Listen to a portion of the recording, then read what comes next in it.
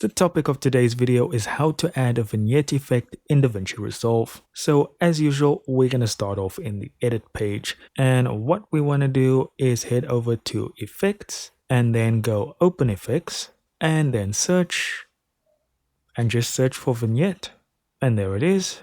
We can just drag and drop that onto our clip, and that's pretty much done. But now for the fun part, the editing. So on the inspector tab, we can adjust the size, anamorphism, which is a word I didn't know existed, softness, but it wouldn't be DaVinci Resolve if we couldn't adjust the color.